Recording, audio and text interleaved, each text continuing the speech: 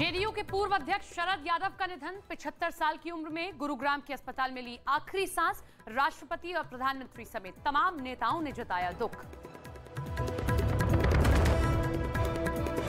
आज जम्मू कश्मीर के दौरे पर केंद्रीय गृह मंत्री अमित शाह राजौरी के डागरी गांव में आतंकी हमले के पीड़ित परिवारों से करेंगे मुलाकात। सुरक्षा पर अधिकारियों के साथ करेंगे चर्चा।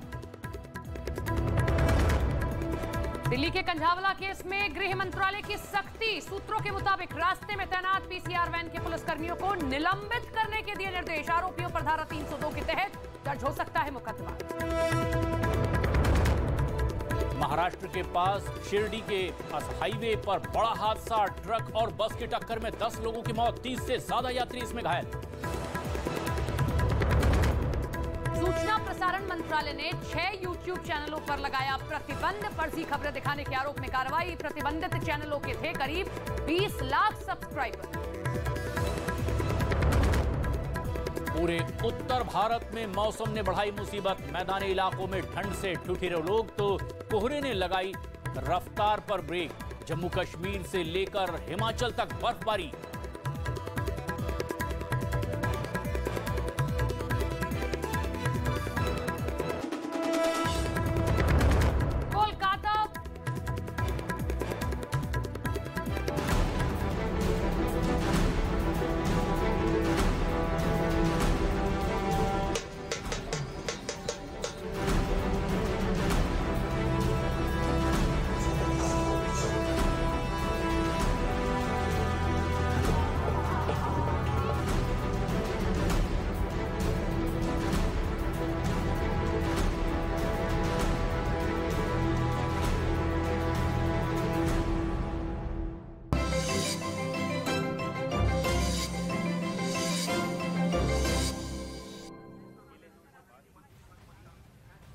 नमस्कार, बहुत स्वागत है आपका देश का number 1 Hindi news channel news 18 India देख रहे हैं आप। आपके साथ हूं मैं लवीना राज और इस वक्त एमवी गंगा विलास क्रूज जो देखिए थोड़ी देर में हरी झंडी दिखाकर प्रधानमंत्री नरेंद्र मोदी जिससे रवाना करने वाले हैं, उस क्रूज के ऊपर इस वक्त मैं मौजूद हूं।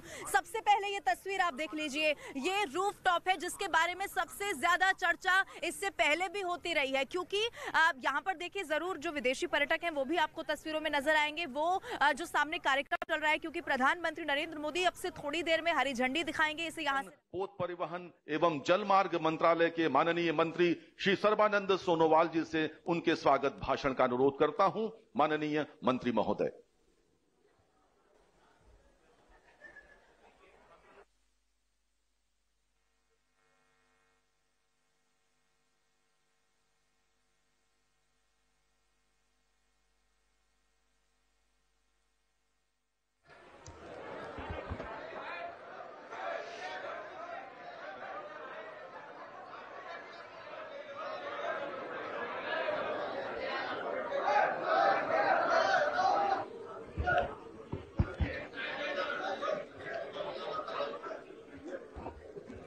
नमस्कार।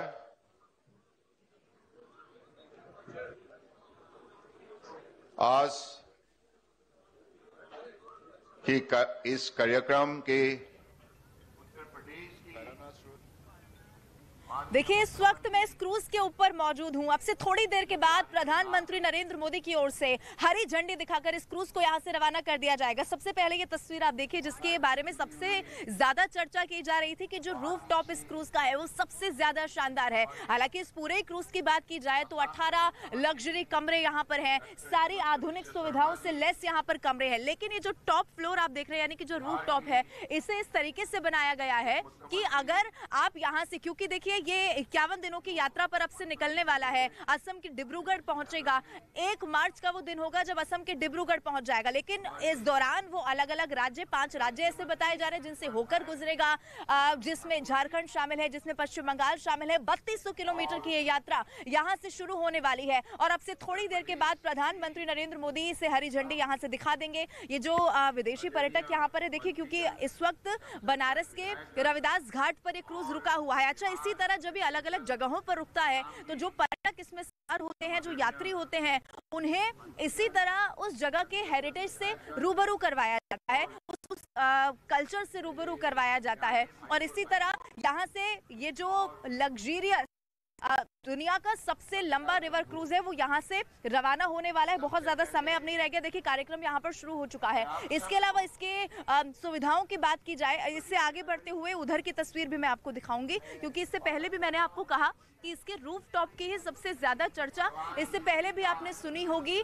ये सिटिंग एरिया जो आप देख रहे हैं ये रूफ टॉप है। अच्छा, इससे आधे इस छत को ढक दिया गया है और आधा एरिया को खुला रखा गया है, और इसे इस तरीके से बनाया गया है कि जब आप ट्रैवल कर रहे हैं, यानी कि जब यात्रा हो रही है, अगर आप ऐसी जगह पर जाते हैं जहां पर बहुत ज्यादा गर्मी है तो भी आपको कोई परेशानी ना हो, या फिर अगर आप ऐसे राज्य में पहुंचे हैं जहां पर बहुत ज्यादा ठंड हो तो भी सुविधा में किसी तरीके की कोई या परेशानी ना आए, ये सुनिश्चित इस माध्यम से किया गया है। ये तस्वीर आप देखिए, इस वक्त बनारस के रविदास घाट पर मैं मौजूद हूँ। अच्छा, वो तस्वीर भी जरूर आपने देखी होगी कि उस ओर कैसे टेंट सिटी को भी बसाया गया है, उसका भी आज उद्घाटन किया जाएगा। ये विजन है प्रधानमंत्री नरेंद्र मोदी का कि कैसे अब पर्यटन के लिहाज से भी यहाँ से बढ़ावा मिलने वाला है, क्योंकि इससे पहले ये किसी ने सोचा भी नहीं था। और भारतीयों को भी ऐसी यात्रा के लिए और इतनी सुख सुविधाओं की, जब मैं खुद ये देख रही हूँ तो ऐसी सुख सुविधाओं के लिए ये भारत में भी हो सकता है कि शायद किसी ने कल्पना भी इससे पहले की नहीं होगी, लेकिन वो साकार कर दी है। उस कल्पना को साकार किया है प्रधानमंत्री नरेंद्र मोदी ने, यानी कि अब भारतीय भी, अभी तो देखिए जरूर जो 32 यात्री हैं वो विदेशी है जो यहाँ से जब हरी झंडी दिखाई जाएगी तो यहाँ से रवाना होंगे, लेकिन आगे भी ऐसा नहीं है कि सिर्फ विदेशी इसमें यात्रा कर पाएंगे, भारतीयों को भी इसमें मौका मिलेगा। इसकी बुकिंग्स जो है वो ऑनलाइन कैसे की जाएंगी, इसकी भी जानकारी आज जरूर जब प्रधानमंत्री नरेंद्र मोदी का भी संबोधन होगा तो इसके बारे में भी कहा जाएगा। पूरी डिटेल यहाँ पर दी जाएगी कि किसी परेशानी ना हो। देखिए, अगर मैं इस क्रूज की बात करूं तो ये जो एरिया आपको दिख रहा है यहाँ पर है। अच्छा, मैं आपको ये तस्वीर जरूर यहाँ पर दिखाऊंगी, इनसे भी बात करेंगे, लेकिन ये देखिए जो विदेशी पर्यटक हैं वो भी यहाँ पर मौजूद है। अच्छा, वो भी इस संस्कृति को समझ रहे हैं, इस संस्कृति को देख रहे हैं कि कैसे भारत में, मैंने इससे पहले भी आपको वो तस्वीर दिखाई कि जब ये हरी झंडी दिखाकर रवाना किया जाएगा तो संस्कृति को भी कैसे पूरी तरीके से एक बार फिर से पेश किया जाए। अलग अलग राज्यों से जब ये होकर गुजरेगा तो उसकी भी तस्वीर यहाँ पर दिखाई जाएगी और पूरी तरीके से तैयारियां भी यहाँ पर कर ली गई हैं। देखिए, इस कंपनी के जो चेयरमैन है वो इस वक्त राज सिंह जी हमारे साथ हैं। सर, इसका इंतजार लंबे समय से किया जा रहा था, आज रवाना हो जाएगा, इसके बारे में थोड़ा और बताइए। हम बहुत उत्साहित हैं कि ये काम हो रहा है और हम लोग आगे सेल करने जा रहे हैं। अच्छा, ठीक है, बहुत जल्दी में निश्चित तौर पर होंगे भी, क्योंकि यहाँ से अब बहुत ज्यादा रह गया है। प्रधानमंत्री नरेंद्र मोदी यहाँ पर भी जो विदेशी पर्यटक है उनको भी कैसे दिखाया जाएगा, प्रधानमंत्री वर्चुअली कनेक्ट होंगे, क्या कुछ उनकी ओर से भी कहा जाएगा। अच्छा, व्यवस्था यहाँ पर यह भी की गई है कि 2 वे कम्युनिकेशन भी अगर किसी तरीके से हो पाए, जो पर्यटक यहाँ पर होंगे अगर उनकी ओर से वो प्रधानमंत्री से कुछ पूछना चाहते तो यहाँ से भी, क्योंकि पहले भी हमने देखा है कि ख्याल रखा जा रहा है कि कैसे विकास की तो भारतीय संस्कृति किसी भी रूप में पीछे ना छूट जाए, और यही एक बार फिर से यहाँ पर देखने को मिला। इसलिए मैंने कहा कि इसके इंटीरियर की भी अगर बात की जाएगी तो न सिर्फ ये रूफ टॉप जो आप देख रहे हैं, बल्कि जब यहाँ से हम गुजरते हुए ऊपर आ रहे थे तब भी हमने देखा कि कैसे जो यहाँ के कमरे हैं उन्हें भी इसी तरीके से इंटीरियर डिजाइन किया गया है कि जो हेरिटेज है उसका भी यहाँ पर ख्याल रखा जा सके। अच्छा, ये आप देखिए, मैंने इससे पहले भी बताया कि रूफ टॉप जो वाला जो एरिया है इसी तरीके से अलग अलग छोटी बड़ी टेबल्स यहाँ पर रखी गई हैं। ये बैठने की व्यवस्था है, यहाँ पर बैठकर चाय कॉफी यहाँ पर पी सकते हैं, क्योंकि ऐसे ही अलग अलग जगहों पर ये क्रूज रुकने, बहुत सारे ऐसे स्पॉट्स होंगे, बहुत सारी ऐसी जगह होंगी जहाँ पर ये क्रूज रुकेगा, और उसके बाद फिर उस जगह का जो भी फेमस जगह होगी, छोटे बड़े मंदिरों को भी इसमें शामिल किया गया है, जिससे कि भारत की जो संस्कृति है उसे पूरी तरीके से दर्शाया जा सके। ये क्रूज, इस वक्त आप तस्वीरें देख पा रहे हैं कि कैसे यहाँ पर तैयारियां पूरी कर ली गई हैं और इंतजार है जब प्रधानमंत्री नरेंद्र मोदी इसे हरी झंडी दिखा देंगे।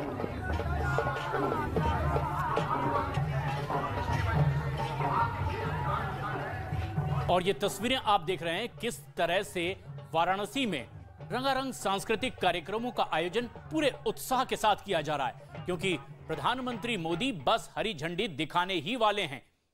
संबंधित मंत्रालय के मंत्री भी इस बारे में अपना वक्तव्य दे रहे हैं, लेकिन ये एक बेहद अहम और अद्भुत रोमांचक सफर की आज से शुरुआत होने वाली है। रविदास घाट से आज इसे रवाना किया जाएगा। 1 मार्च को ये डिब्रूगढ़ पहुंचेगा। ये 51 दिन की यात्रा बड़ी महत्वपूर्ण होगी क्योंकि ये काशी से शुरू होते हुए गंगा का सफर दिखाएगी। आमतौर पर क्रूज आप देखते हैं जहां समुद्री तट होते हैं, किस तरीके से वहां पर क्रूज को चलाया जाता है, लेकिन अपने आप में ये एक अनोखी पहल है जब यहां से किसी क्रूज को शुरू किया जा रहा है। एक लग्जरियस ये पूरा सफर होगा, लेकिन उसमें आप भारतीय संस्कृति, भारतीय विरासत भी अपने साथ लिए चलेंगे। और वाराणसी में गंगा तट पर ये मनोरम तस्वीर इस वक्त आप देख रहे हैं। गंगा विलास का सफर बस शुरू ही होने वाला है और एक ऐसा लंबा सफर ये होगा जो अब तक शायद किसी ने अनुभव नहीं किया है और इसकी पूरी तैयारी कर ली गई है। इस क्रूज के सफर की शुरुआत बस होने ही वाली है। प्रधानमंत्री नरेंद्र मोदी इसे हरी झंडी दिखाने वाले हैं, लेकिन खास बात यह है कि नदी पर चलने वाला ये सबसे लंबा क्रूज होगा और एक लंबा सफर तय करेगा जो एक कीर्तिमान भी बनाएगा, एक अद्भुत एहसास भी देगा।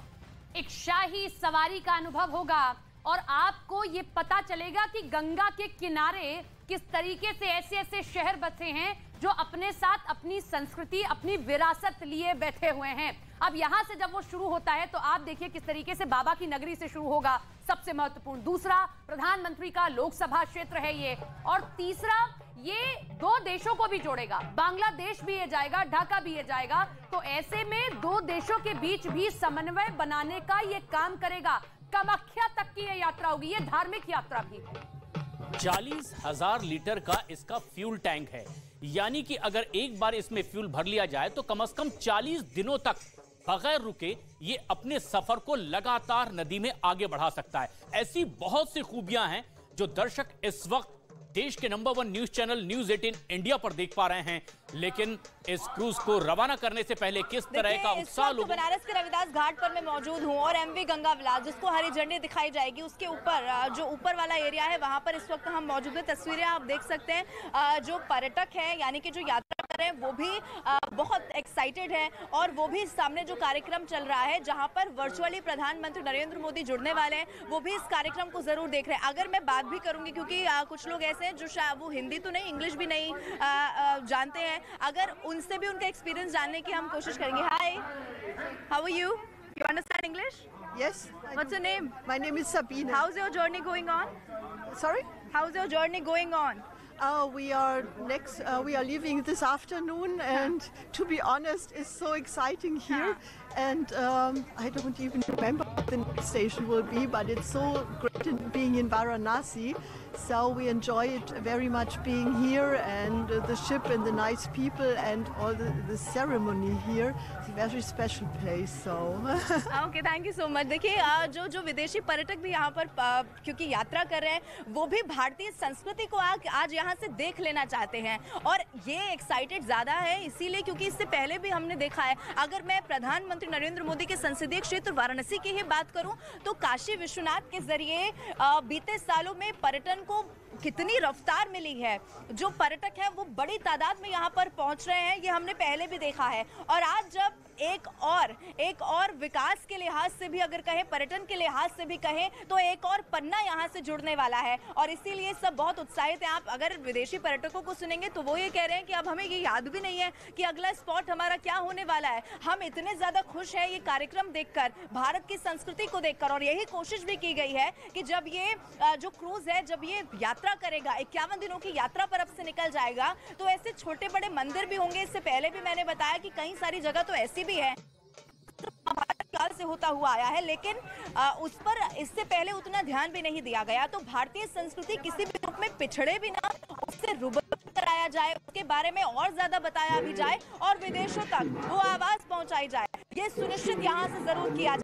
और इसीलिए आज हर कोई, मैं बनारस की जनता का भी यहाँ पर जिक्र करूंगी, उन्हें ये इस बात की उम्मीद है कि रोजगार के अवसर भी इससे बढ़ेंगे और जो प्रधानमंत्री नरेंद्र मोदी ने वादा किया था अपने संसदीय क्षेत्र के लोगों से, वो जरूर अलग अलग चरणों में हमने पूरा होता हुआ देखा है और उसी का आज ये बहुत खास चरण है और बनारस वैसे ही अलग अलग घाटों पर छोटी बड़ी नौकाएं हमने देखी है, लेकिन दुनिया का सबसे लंबा रिवर क्रूज भी यहाँ से शुरू हो सकता है। दुनिया के सबसे लंबे रिवर क्रूज की यात्रा भी यहाँ से हो सकती है। ये शायद कल्पना भी इससे पहले किसी ने की नहीं होगी, जो आज सही साबित होता हुआ तस्वीरों में भी नजर आ रहा है। और वो एक पन्ना आज यहाँ से जुड़ने वाला है। इस क्रूज के ऊपर इस वक्त हम मौजूद हैं। मैंने आपको बताया कि उस तरफ आपने देखा, ये देखिए, ये तस्वीर आप देखिए, इसको इस तरीके से बनाया गया है कि यहाँ पर जो बैठे वो इस तरफ का जो व्यू है उसका पूरी तरीके से पूरे सफर के दौरान आनंद ले पाए। छोटी टेबल एक यहाँ पर रखी गई है, यहाँ पर चाय कॉफी ब्रेकफास्ट भी यहाँ पर किया जा सकता है। इसके अलावा ये वाला आप एरिया देखेंगे तो इसे इस तरीके से बनाया गया है कि ज्यादा लोग यहाँ पर बैठ सकते हैं, यानी कि 5-6 लोग यहाँ पर आराम से बैठ सकते हैं, डिनर कर सकते हैं, ब्रेकफास्ट कर सकते हैं। किसी भी रूप में उन्हें ये ना लगे कि वहाँ पर कुछ बोरिंग है या फिर कुछ उनके एक्साइटमेंट के लिए नहीं है। इसीलिए मैंने आपको बताया कि यहाँ पर अलग अलग तरीके की जब यात्रा चल रही होती है तो सांस्कृतिक कार्यक्रम भी होते हैं, उसकी भी व्यवस्था की जाती है। जैसे आज ये बनारस के रविदास घाट पर रुका है, तो ऐसे ही जब ये अलग अलग जगहों पर रुकता है तो वहाँ की संस्कृति क्या कहती है, वहाँ का कोई फेमस नृत्य है, तो उसकी भी तैयारी इस तरीके से की जाती है कि इन पर्यटकों को उससे रूबरू करवाया जा सके। इसके अलावा अगर अंदर की बात करूँ, थोड़ी देर के बाद मैं तस्वीरें भी दिखाऊंगी, वहाँ यहाँ जिम, स्पा, ये सारी सुविधाएं इन पर्यटकों के लिए यहाँ पर रखी गई हैं, जिससे जो यात्रा इनकी है वो पूरी तरीके से सुखद हो सके। ये तस्वीरें मैं आपको लगातार दिखा रही हूँ। थोड़ी देर में प्रधानमंत्री नरेंद्र मोदी जब यहाँ से कनेक्ट हो जाएंगे, वर्चुअली वो जुड़ रहे हैं, और वो सामने जो आप तस्वीर देख पा रहे हैं वहाँ पर इस कार्यक्रम का आयोजन चल रहा है, जहाँ पर उत्तर प्रदेश के मुख्यमंत्री योगी आदित्यनाथ भी हैं। और ये इसीलिए आज खास हो जाता है क्योंकि देखिए, उत्तर प्रदेश के विकास की जब भी बात आती है या उत्तर प्रदेश के विकास का जो वादा मुख्यमंत्री योगी आदित्यनाथ की ओर से किया गया था, वो प्रधानमंत्री नरेंद्र मोदी के संसदीय क्षेत्र होने के नाते भी, और डबल इंजन की सरकार की जब हम हमेशा बात करते हैं, हमेशा जब जिक्र होता है, तो डबल इंजन की सरकार किस रफ्तार से काम कर रही है ये अलग अलग चरणों में हमने देखा है, और आज इसकी एक और तस्वीर देखने को मिल रही है। इसके अलावा मैं आपको बताऊं, वो तस्वीर भी आपको दिखाएंगे, जो लग्जरियस कमरे यहाँ पर हैं। 18 ऐसे कमरे हैं जिनकी बैल्कनी से आप जो व्यू देखेंगे वो इस तरीके का नजर आता है। एक तरफ यहाँ से बाहर देखा जा सकता है, और इसीलिए जो विदेशी पर्यटक है, जब इनसे बात की जाती है तो इनकी ओर से कहा जाता है कि हमें ये पता भी नहीं है कि अगला स्पॉट हमारा कौन सा है, लेकिन आपको ये बताएं कि ये अकेला ऐसा रिवर क्रूज है जो पूरी तरीके से स्वदेशी तकनीक से लेस है। इसके अलावा फर्नीचर भी इसमें स्वदेशी कैसे इस्तेमाल हो सके इसका यहाँ पर जिक्र किया गया है। इसकी मैं लंबाई और चौड़ाई की भी अगर जिक्र करूँ, क्योंकि दुनिया का सबसे लंबा रिवर क्रूज है, इसकी लंबाई 62.5 मीटर है। इसके अलावा लगभग 17 मीटर ये चौड़ा है और गहराई इसकी लगभग 1.5 मीटर है। इसके अलावा जो इसके कमरे हैं उनमें जो सुविधाएं हैं वो भी समझनी होंगी। उसमें भी अगर सर्दी है तो सर्दी के हिसाब से भी सारी सुविधाएं हैं, अगर गर्मी है तो एसी इन कमरों में है।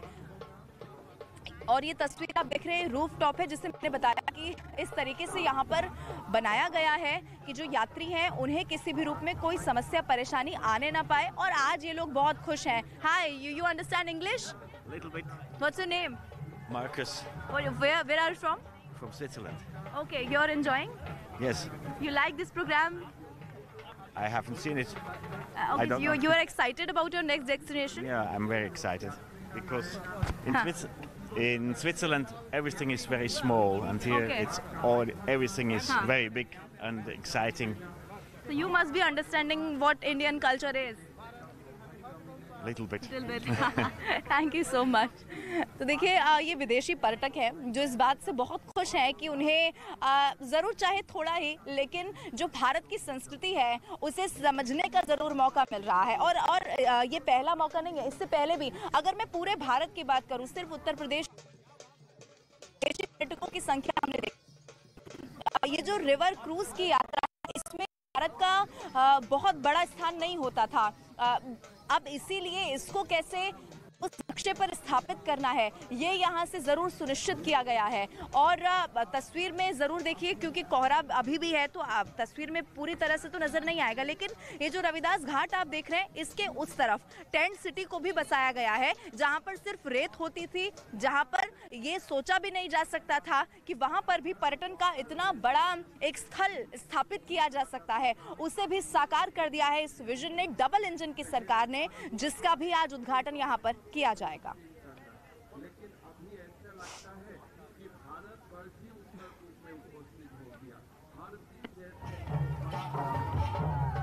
दुनिया के सबसे लंबे रिवर क्रूज के सफर की शुरुआत होने वाली है। प्रधानमंत्री नरेंद्र मोदी बस कुछ ही पलों में इसे हरी झंडी दिखाने वाले हैं और इसी क्रूज पर इस वक्त हमारी सहयोगी लवीना मौजूद हैं। विदेशी पर्यटक जो स्विट्जरलैंड से आए हैं उनसे भी उन्होंने बात की और उन्होंने वही बात कही है जिसके लिए इस क्रूज के सफर की शुरुआत हो रही है। स्विट्जरलैंड के उस वासी ने कहा है कि दरअसल स्विट्जरलैंड में चीजें बहुत छोटी छोटी है, लेकिन हिंदुस्तान में बहुत विशाल है और बहुत रोमांचक है सब कुछ, और यही दिखाना, जताना, बताना इस नए सफर की शुरुआत का मकसद भी है। उसकी झलक कुछ इस वक्त हमारे दर्शक देश के number 1 news channel news 18 India पर भी देख पा रहे हैं, क्योंकि नदी में यह सफर की शुरुआत, एक लंबे सफर की शुरुआत जो 3200 किलोमीटर का होगा, एक ऐसा क्रूज जो बेहद अद्भुत है, रोमांचक है। लेकिन खास बात यह कि भारत के ही 5 राज्यों से होकर गुजरेगा, 2 देशों के बीच का यह सफर तय करेगा। लेकिन बोगीबील तक के ये सफर जब तय करेगा असम के, उसके बीच किस तरह की भारत की संस्कृति है, कैसी यहां की परंपरा है, वो सब लोग इसमें सफर करने वाले देख पाएंगे और कुछ इसकी झलक इस वक्त हमारे दर्शक भी देख पा रहे हैं।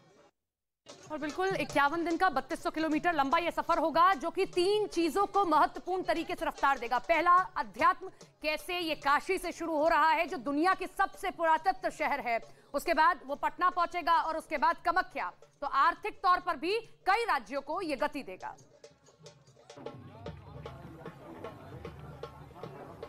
तो देखिए, ये ऊपर की तस्वीर आपने देखी, लेकिन मैंने इससे पहले भी कहा, मैं अपने विजय नकुल से कहूंगी कि वो ये तस्वीर भी दिखाए। मैंने इससे पहले भी कहा कि इसके इंटीरियर में भी इस बात को सुनिश्चित किया है कि हेरिटेज का भी पूरी तरीके से ख्याल रखा जाए, यानी कि बहुत ज़्यादा इस तरीके से नहीं बनाया गया। और व्यंजनों की अगर बात की जाए, क्योंकि यहाँ पर रेस्टोरेंट भी है, उसमें भी आप इस बात का ख्याल रखा गया है कि सब कुछ इंडियन फूड के साथ साथ ऐसा भी मिले जो विदेशी पर्यटक खाना चाहते हैं।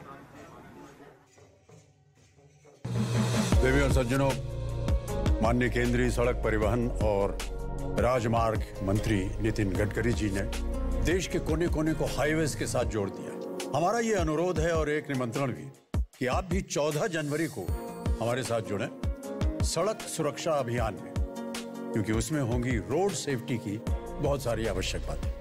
क्यों नितिन जी, मैं सही कह रहा हूँ कि नहीं? बिल्कुल सही कह रहे हैं, क्योंकि जान है तो जहान है। सड़क सुरक्षा अभियान, परवाह करेंगे, सुरक्षित रहेंगे। 14 जनवरी सुबह 10 बजे। ताइवान ने एक बार फिर चीन को दिखा दिया कि वो उसे अपने सामने बौना ना समझे, क्योंकि उसकी सेना इतनी ताकत रखती है कि दुश्मन चाहे जमीन पर अटैक करे या फिर समुद्र और हवा से, वो उसे जवाब देने को तैयार है।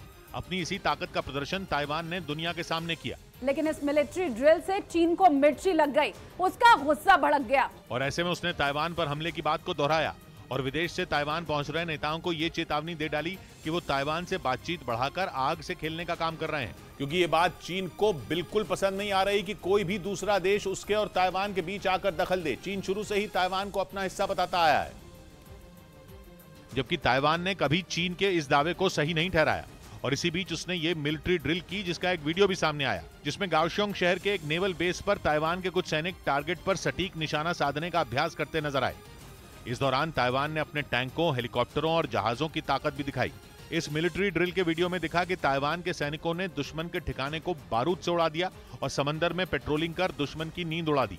उधर तालिबान सरकार के महिलाओं पर लिए गए कुछ फैसलों पर विरोध जताते हुए ऑस्ट्रेलिया के क्रिकेट बोर्ड ने अफगानिस्तान के खिलाफ होने वाली वनडे सीरीज को रद्द कर दिया, क्योंकि तालिबान सरकार ने महिलाओं पर कई तरह के प्रतिबंध लगाए हैं। ऑस्ट्रेलिया और अफगानिस्तान के बीच 3 मैचों की वनडे सीरीज मार्च में यूएई में खेली जानी थी, लेकिन ऑस्ट्रेलियाई क्रिकेट बोर्ड ने अब इसे रद्द करने का फैसला किया। इधर खबर है कि बिहार में मकर संक्रांति के बाद मंत्रिमंडल विस्तार हो सकता है और उपेंद्र कुशवाहा को राज्य का दूसरा डिप्टी सीएम बनाया जा सकता है। फिलहाल इस बात की सिर्फ चर्चा है। लेकिन अगर ये खबर सच हुई तो फिर तो तेजस्वी को जोरदार झटका लगेगा, क्योंकि उपेंद्र कुशवाहा के दूसरा डिप्टी सीएम बनते ही तेजस्वी का तेज कम हो सकता है। हालांकि इस बात का कोई औपचारिक ऐलान नहीं हुआ है, लेकिन कुशवाहा ने अपने हाव भाव से जता दिया कि अगर डिप्टी सीएम बनने का ऑफर आया तो वो उसे ठुकराएंगे नहीं। आप ऐसा करें कि मौका मिलेगा तो हम कोई सन्यासी है, मठ में हम बैठे हुए। लेकिन आरजेडी ने दबी जुबान से बता दिया कि वो इस बात से नाखुश है। अति महत्वाकांक्षा कष्टकारक भी होता है। यानी बीजेपी को हराने के लिए आरजेडी और जेडीयू ने हाथ तो मिला लिया, लेकिन कुछ मुद्दों पर उनके दिल नहीं मिल पा रहे, जिससे बीजेपी का बैठे बिठाए फायदा हो सकता है। क्योंकि नीतीश कुमार ने खुद कहा था कि तेजस्वी उनके उत्तराधिकारी हैं, लेकिन अगर उपेंद्र कुशवाहा डिप्टी सीएम बने तो उनकी ताकत कम हो सकती है। इस बीच एक्ट्रेस अनुष्का शर्मा ने सेल्स टैक्स डिपार्टमेंट के नोटिस के खिलाफ बॉम्बे हाई कोर्ट में याचिका दाखिल कर दी। सेल्स टैक्स डिपार्टमेंट ने बकाया टैक्स के मामले में अनुष्का शर्मा को 2 नोटिस भेजे थे, जिन्हें रद्द करने की मांग करते हुए अनुष्का शर्मा ने भी याचिका दाखिल कर दी। सेल्स टैक्स डिपार्टमेंट ने 2012-13 और 2013-14 के बकाया टैक्स को चुकाने की मांग करते हुए अनुष्का शर्मा को दोनों नोटिस भेजे थे।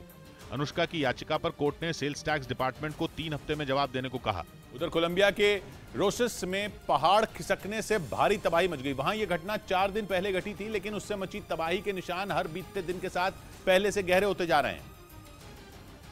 क्योंकि रोसेस में पहाड़ खिसकने से हाईवे का करीब 1 किलोमीटर का हिस्सा ठप हो गया। जो तस्वीरें वहां से सामने आई उनमें साफ दिखा कि थोड़ा बहुत मलबा पहाड़ से नहीं गिरा, बल्कि बहुत बड़ी मात्रा में पहाड़ से मिट्टी के साथ बड़े बड़े पत्थर और कुछ दूसरी चीजें भी सड़क पर आकर गिर गईं, जिस वजह से कई लोग वहां फंस गए। ऐसे में वहां के प्रशासन ने फौरन राहत बचाव का काम शुरू कर दिया। इस रेस्क्यू ऑपरेशन में कोलंबिया की वायुसेना की भी मदद ली गई, जिसके हेलीकॉप्टर के जरिए लोगों की जान बचाने के काम को आगे बढ़ाया गया। वहां से सामने आई एक तस्वीर में दिखा कि राहत बचाव की टीम से एक कर्मचारी रस्सी के जरिए नीचे गया और फिर एक एक कर वहां से लोगों को ऊपर खींचा गया। बाद में उन्हें खाने पीने का सामान देकर सुरक्षित जगहों पर पहुंचाया गया। बताया जा रहा है कि जिस जगह पहाड़ खिसका उस रास्ते को खोलने में 2 हफ्ते का वक्त लग सकता है, क्योंकि बीते कुछ दिनों में हुई बारिश ने वहां के हालात बिगाड़ कर रख दिए। इधर क्रिकेटर महेंद्र सिंह धोनी और विराट कोहली की बेटियों को ट्रोल करने वालों की दिल्ली महिला आयोग ने शिकंजा कसा। इस मामले में महिला आयोग ने दिल्ली पुलिस को नोटिस जारी कर दिया और सोशल मीडिया पर महेंद्र सिंह धोनी और विराट कोहली की बेटियों को ट्रोल करने वालों पर एफआईआर दर्ज करने को कहा। दिल्ली महिला आयोग की अध्यक्ष स्वाति मालीवाल ने अभद्र टिप्पणी करने वालों पर सख्त कार्रवाई करने की मांग की। उधर इजरायल के पीएम बेंजामिन नेतन्याहू ने ईरान और कट्टरपंथी संगठन हिजबुल्लाह को चेतावनी दी और 2 टूक बोल दिया कि अगर उन्होंने हद पार की तो बुरा अंजाम होगा। नेतन्याहू की ये चेतावनी इजरायल के उत्तरी हिस्से में होने वाले युद्धाभ्यास से ठीक पहले आई, क्योंकि इजरायल का उत्तरी हिस्सा उसका सबसे संवेदनशील हिस्सा है, जहां के गलीली और शिबा फार्म्स इलाके में इजरायल की सेना ने युद्ध अभ्यास किया।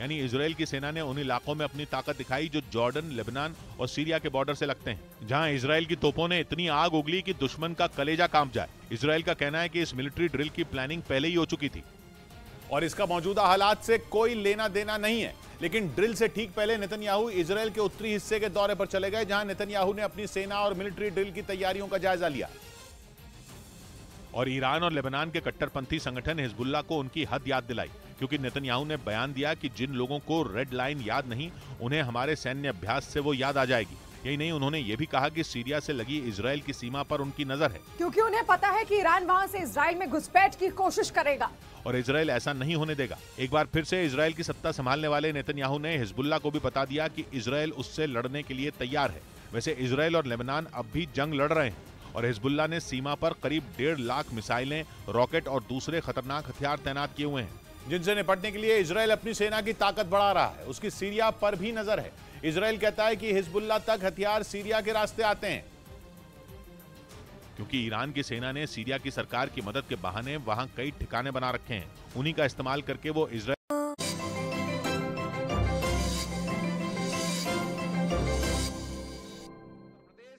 वासियों की ओर से आदरणीय प्रधानमंत्री जी का हृदय से आभार व्यक्त करता हूं।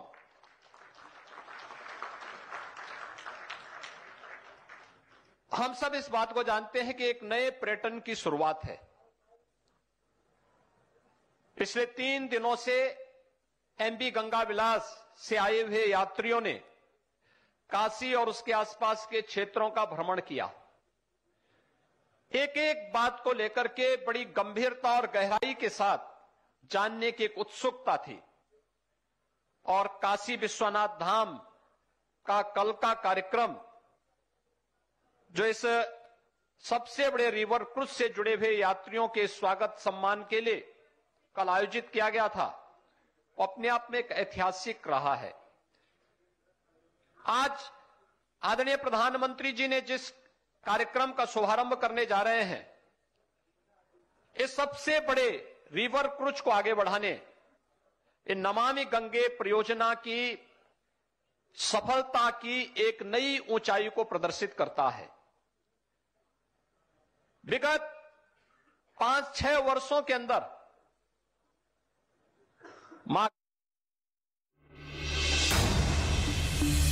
2023 में शनि की पावर होगी डबल। 30 साल बाद कुंभ से शनि का छल, बढ़ेगा दुनिया में जंग का बवाल। चीन पर होंगी शनि की आंखें लाल, कैसा रहेगा देश दुनिया का हाल, बताएंगे देश के सबसे बड़े ज्योतिषाचार्य। देखिए शनि वॉर 3.0 सिर्फ न्यूज़ 18 इंडिया पर। परमाणु बॉम्बरों का अड्डा है और ड्रोन अटैक में उसका एक TU-95 बॉम्बर तो बुरी तरह बर्बाद भी हो गया था।